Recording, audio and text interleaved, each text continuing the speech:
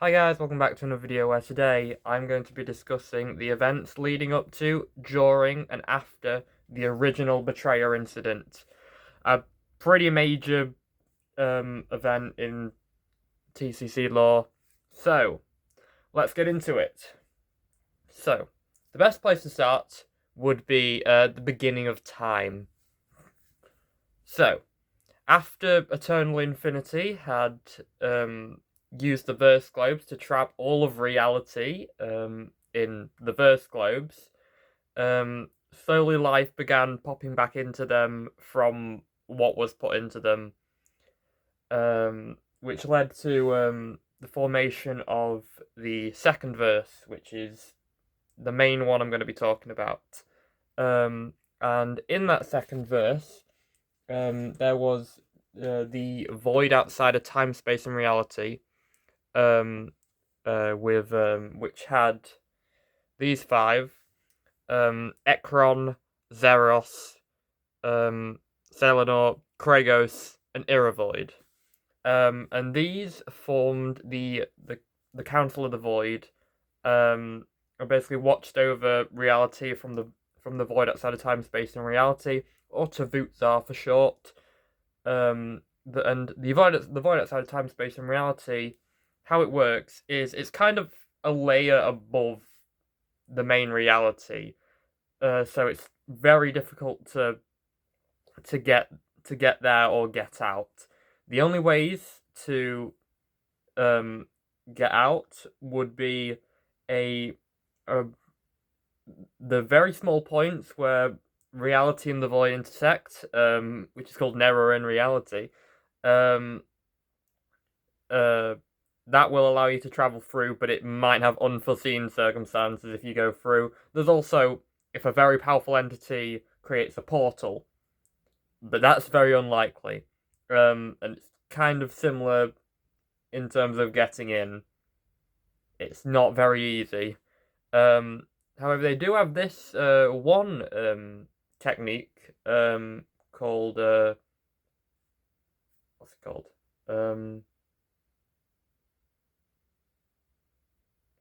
I'll just be a second.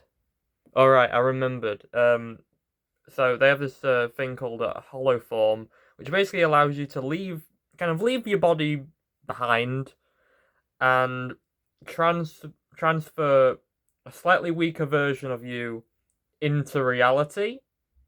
Um, so yeah, but you'll be significantly weaker in there, and you can kind of come back whenever you want. But yeah, anyway, back to reality. So as all this were going on, the different realities were forming, which are basically the universes, the like bubbles. Okay, I had to go for a sec, but yeah, reality bubbles. And the first one to appear was Reality Zero, which is a nexus reality, which means it's basically important for the stability of reality. There's several nexus realities around the edge of, well, existence, basically. And then there's Reality Zero in the middle, which is the most important since it's the first reality, because we've got to start with zero because that seems cooler. Anyway, so in this Reality Zero, it's pretty similar to the main reality of V2, which is Reality 6. However, there's a major difference.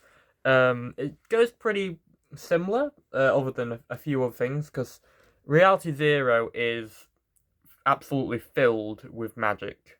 There's just magic everywhere, which will be important for later. But what the important part is with Keira, who is pretty.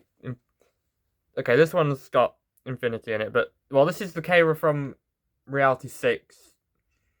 And the regular Keira doesn't have the wings, but she gets crazy overpowered in multiple ways. But yeah, basically, everything were pretty normal until Eternal Infinity, who actually I probably should get an image of. This is Eternal Infinity.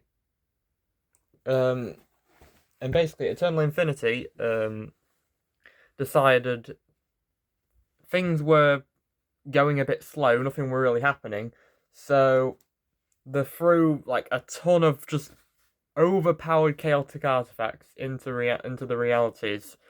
And in the second verse, there was the Shards of Discord, which you can kind of see them here. There's they're not coloured on there, but there's red, blue, green, yellow, purple, and pink, and they all have their own meaning. I don't actually fully remember which one is which, but I know in terms of the shards, it is life, destruction, void, magic, power, and fate.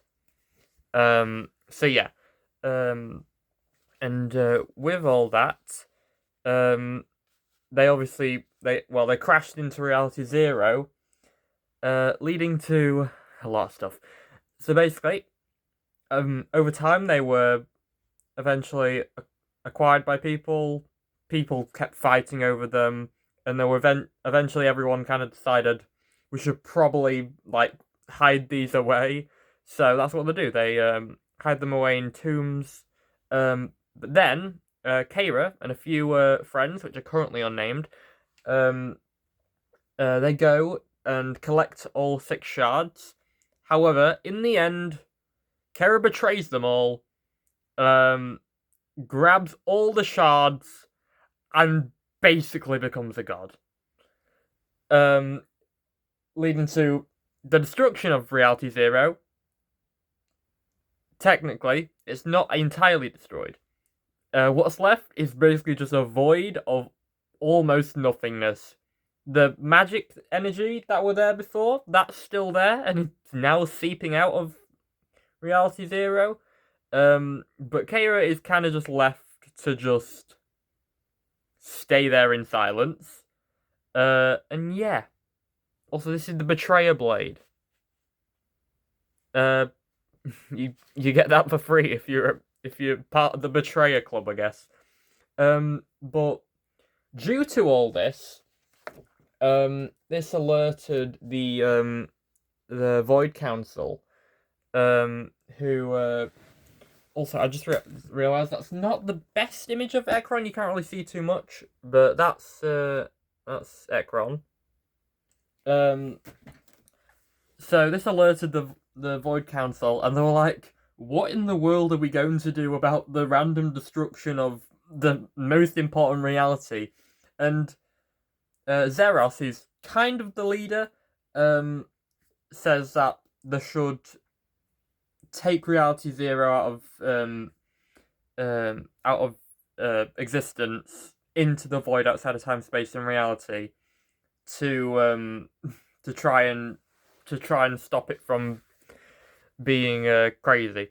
But Iravoid basically says that would destabilize all of reality, and that it's a terrible idea, which Zeros responds to by just stabbing Iravoid, and luckily Iravoid's able to get out, and that's kind of why there's the massive gash there. But yeah, so they after all that, they end up bringing Reality Zero into the void outside of time, space, and reality, which immediately goes wrong because, well, first off, all of reality is kind of getting unstable because the most important reality just got removed. And also, when it lands into the void outside of time, space, and reality, just chaos just appears everywhere. Obviously, they didn't like drop it in the middle of the main area of the void. They dropped it in like a random area, which immediately got like covered in just like chaos incarnate. That's a different character, but yeah, it didn't go great, which led to a bunch of crazy stuff appearing, like Chaos Titans. Um, and this is an overpowered version of it, but there's the Chaos Dragon. Um, and then this is a smaller version of the Chaos Dragon. Normally it only starts with one head. However, if you kill it and don't absolutely destroy it, it fixes apart and gets an extra head and some random more limbs. So that's what's happened when. So that's what happens when you get 6. But yeah, um, so during this, Iravoid's kind of swearing vengeance on the Void Council and goes off to do their own thing, which I will get to after some other events. But yeah, so Keira from Reality Zero is kind of just like, what in the world is happening? And then obviously Reality Zero appears in the void outside of time, the void outside of time, space, and reality. Which in regular reality, there's just a missing reality now, and the most important one.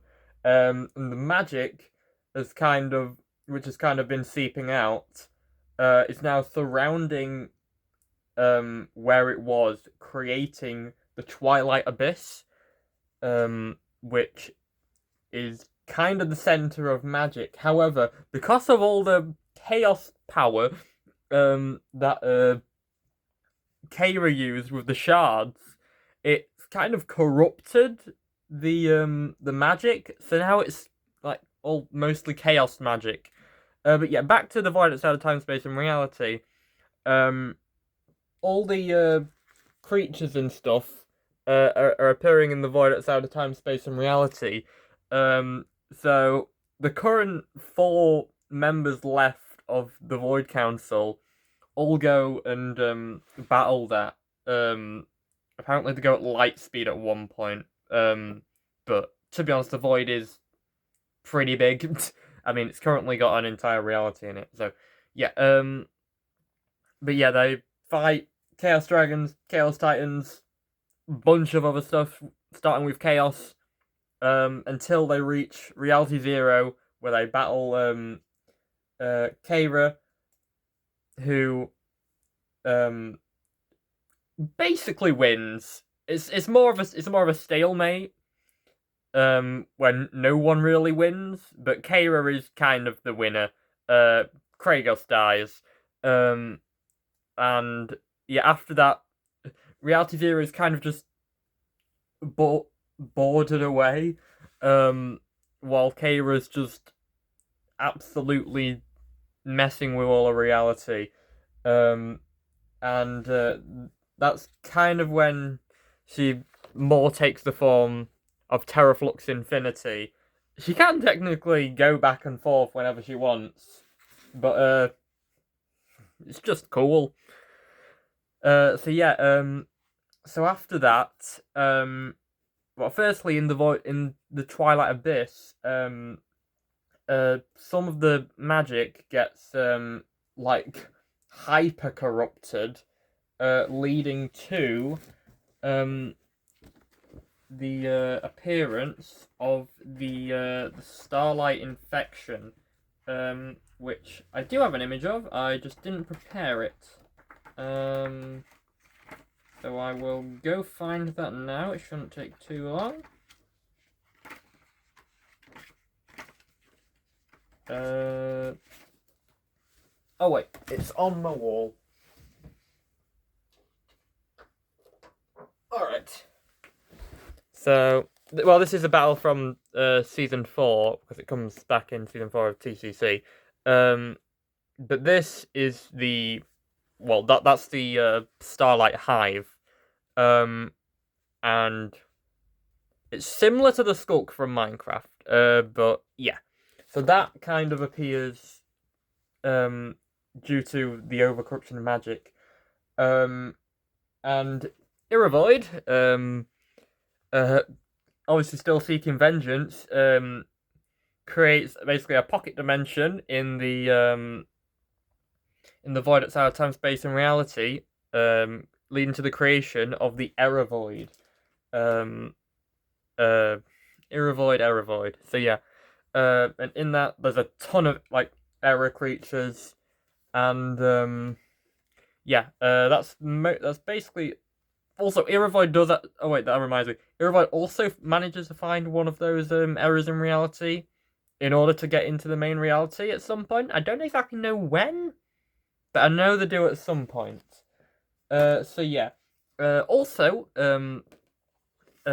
after Kara / Terraflux Infinity absolutely destroys everyone, she manages to figure out the hollow form and goes into reality, where at some point she runs into the Twilight Abyss, where using a literal sun creates the very first teraflux. I know Teraflux Infinity is technically the first teraflux, but the first teraflux made by Infinity, because how I'd describe the terafluxes is it kind of works as species, but it's more of an infection in a way.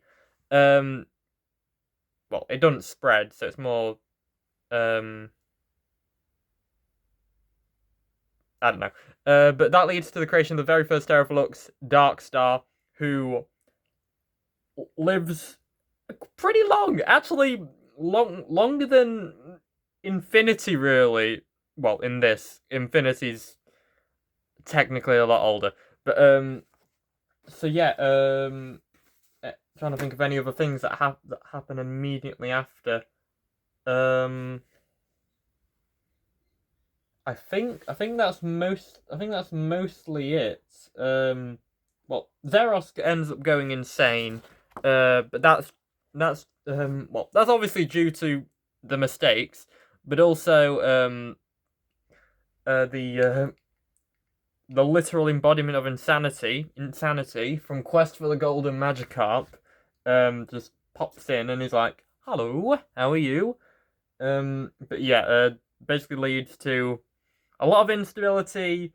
Darkstar forms the cult of Terraflux.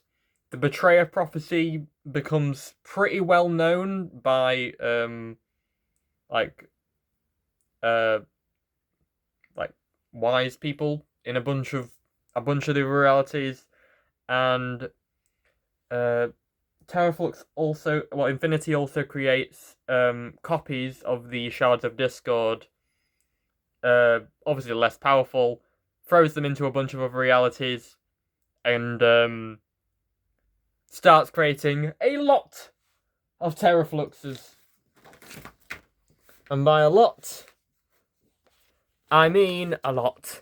Let me find the exact number, because I got the I've written them all down. Alright. So, there's Infinity, Kara, / The Betrayed, / Nyria, regular Terraflux, Darkstar, the technically non-canon to V2 Terraflux form of Irrivoid, which is Event Horizon.